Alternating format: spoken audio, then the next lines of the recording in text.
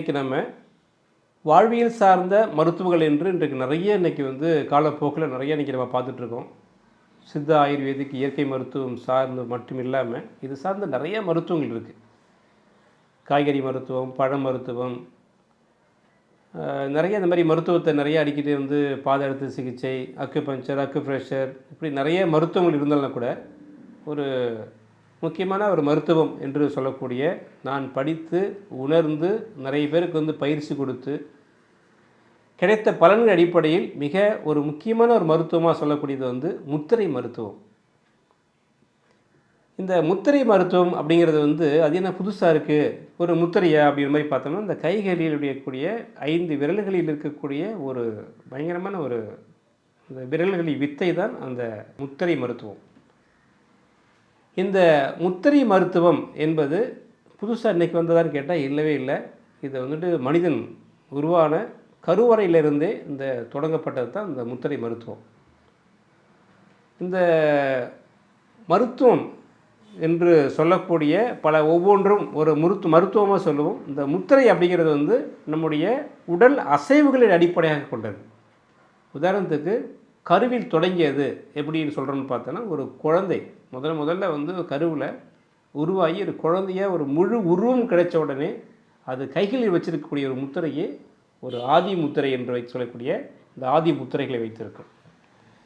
இப்படி நம் வணங்கக்கூடிய தெய்வங்களை பார்த்தோம்னா கூட சரி, ஒரு பெண் தெய்வமோ ஆண் தெய்வமோ, இப்படி நிறைய சிற்பங்களை நீங்கள் ஆல்ரெடி பார்த்துருப்பீங்க. பார்க்காதவர்கள் இனிமேல் கவனிங்க. ஒவ்வொரு கடவுள்களுமே தன்னுடைய கைகளை ஒரு முத்திரை வடிவத்தில் தான் வைத்திருப்பதை நாம் பார்ப்போம். அது 2 கைகளாகட்டும், 4 கைகளாகட்டும், 6 கைகளாகட்டும், ஒவ்வொரு கைகளையுமே ஒவ்வொரு முத்திரைகள், அந்த முத்திரைகளோடு ஒரு ஆயுதங்களை தாங்கியதாகவும், அவை ஒவ்வொன்றும் ஒரு காரியங்களை அடிப்படையாக கொண்டு இருப்பதை நாம் பார்த்துருப்போம். ஸோ இப்படி இந்த முத்திரை மருத்துவம் என்பது நம்முடைய ஆதிகாலம் தொட்டு மனிதனுடைய வாழ்க்கையில் இருந்த ஒரு மருத்துவம் தான். பட் இந்த மருத்துவத்தை நம்முடைய ஆன்மீகம் சார்ந்த சில விஷயங்களாக அதை நம்ம பார்த்துட்டு இருந்தோம் இவ்வளோ நாளாக. உதாரணத்தை பார்த்தோம்னா, ஒரு முத்திரை, இப்போ இந்த முத்திரைகளை எல்லோரும் கேள்விப்பட்டிருப்பீங்க. இந்த கட்டை விரலையும் ஆட்காட்டி விரலையும் வைத்து செய்யக்கூடிய இந்த முத்திரையை நம்ம பார்த்துருப்போம். இது நிறைய பேர் நம்ம செய்வோம். இந்த முத்திரையை பார்த்தா எல்லோரும் என்ன சொல்லுவாங்கன்னா, ஞான முத்திரை அப்படின்னு சொல்லுவோம்.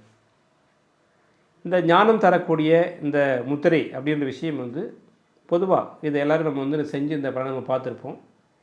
இந்த முத்திரையில் ஒவ்வொரு விரல்களை பற்றி நம்ம அடிப்படையாக முதல்ல தெரிஞ்சுக்கணும். நம்ம கையில் இருக்கக்கூடிய இந்த 5 விரல்களும் நாம் வாழக்கூடிய இந்த அண்டத்தில் இருக்கக்கூடிய நிலம், நீர், காற்று, ஆகாயம், நெருப்பு என்று சொல்லக்கூடிய 5 பூதங்களும் நம்முடைய 5 விரல்களில் இருக்கிறது. இந்த கட்டை விரல் என்பது நெருப்பு பூதம், ஆட்காட்டி என்பது காற்று பூதம், நடுவிரல் என்பது ஆகாய பூதம், மோதிர விரல் என்று சொல்லக்கூடியது மண் பூதம், சிண்டு விரல் என்று சொல்லக்கூடிய இது நீர் பூதம். இந்த 5 பூதங்களும் மருத்துவத்தில் ஒரு முறையாக சொல்லுவாங்க, மிகையினும் குறையினும் நோய் செய்யுமே அப்படின்றது நமக்கு தெரியும். உடலில் இருக்கக்கூடிய இந்த பஞ்சபூத சக்திகளுடைய நிலைப்பாடுகள் அதிகமானாலும் சரி, குறைஞ்சாலும் சரி, உடல்நல குறைபாடுகளாக நம்ம பார்ப்போம். அப்போ அந்த குறைபாடுகளை சரி செய்வதற்கு என்ன செய்யலாம் அந்த முத்திரை மருத்துவத்தில் பார்த்தோம்னா, இந்த பஞ்சபூதங்களை நம்முடைய உடலுடைய இந்த விரல்களின் மூலமாக கூட்டவோ குறைக்கவோ சரி செய்யவோ நமக்கு மிக அற்புதமான ஒரு விஷயங்கள் இருக்குது.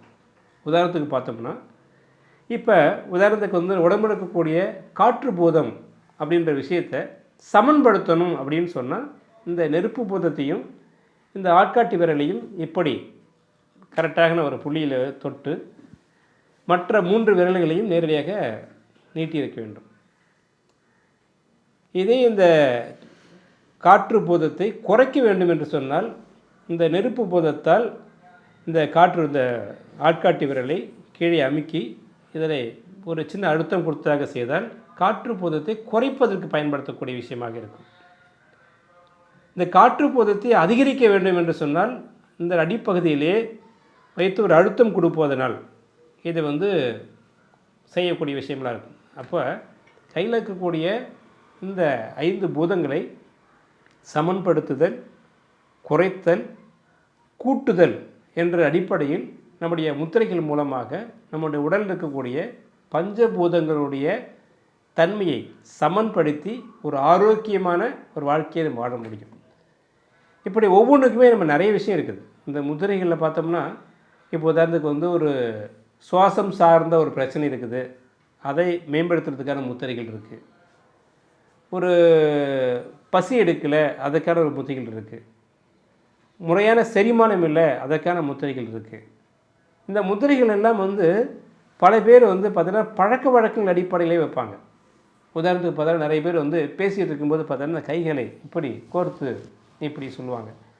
இதை நீங்கள் பார்த்தீங்கன்னா நிறைய ஒரு இன்டலெக்சுவல் ஆட்கள் எல்லாம் இந்த மாதிரி வந்து கைகளை கோர்த்து அமரும் பொழுது வைத்திருப்பதாக சொல்வார்கள்.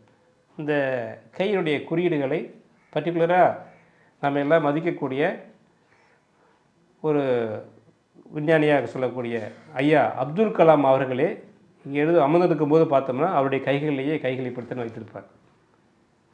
ஸோ இப்படி பெரிய பெரிய அறிவாளிகள் எல்லாம் இப்படி இது என்னென்னா நம்முடைய இடது வலது என்றக்கூடிய நம்முடைய மூளையினுடைய செயல்பாட்டையை சமன்படுத்தக்கூடிய தன்மை இருக்கும் என்று சொல்வார்கள். இது எல்லோரும் முத்திரையாக சொல்கிறதை விட அவங்களுடைய வாழ்க்கையில் அவங்க செய்யக்கூடிய அந்த உடல் அசைவுகளும் அவங்களுடைய இயல்பாக அவங்களோட உடல் மொழிகளையே அப்படித்தான் அவங்களை வந்து வெளிப்படுத்தணும். இந்த முத்திரைகளை நம்ம வந்து பார்த்தோம்னா நிறைய விஷயங்களில் நம்முடைய கோபத்துலேயோ இல்லை வந்து மகிழ்ச்சியிலையோ செய்யக்கூடிய சில விஷயங்கள் கூட உதாரணத்துக்கு பார்த்தீங்கன்னா வந்து வெற்றி முத்திரை இப்படி காட்டுவோம், கோபம் வந்தால் இப்படி காட்டுவோம். ஸோ இப்படி காட்டக்கூடிய நம்முடைய உடல் அசைவுகளுடைய குறியீடுகள் எல்லாமே ஒரு முத்திரை மருத்துவம் தான்.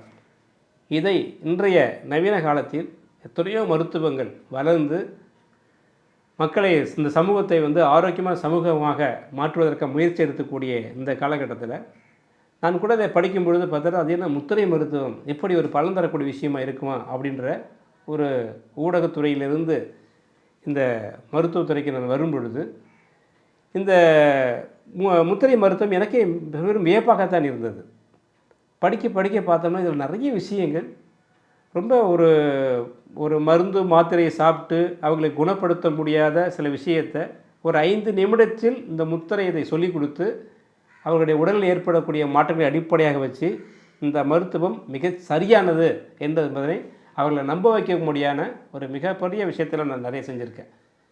உதாரணத்துக்கு பார்த்தோம்னா இதை எனக்கு கற்றுக் கொடுத்த சாலை ஜெயகல்பனா மேடம்லாம் பார்த்தோம்னா லாஸ்ட்டாக இந்த கொரோனா தொற்று வந்த காலகட்டத்தில் இந்த முத்திரை மருத்துவத்தை பயன்படுத்தி ஆக்சிஜன் சிலிண்டர் கிடைக்காத பல நோயாளிகளை ஒரு முத்திரை மூலமாகவே அவர்களுக்கு வந்து அதனுடைய ஆக்சிஜன் சிலிண்டர் இல்லைன்ற ஒரு குறைபாட்டை சரி செஞ்சு அவர்கள் இந்த இதை வந்து மிகச்சிறந்த ஒரு மருத்துவம் அப்படின்றத வந்து காமிச்சு ஒரு பெரிய ஒரு அச்சீவ் பண்ணியிருக்கிறாங்க.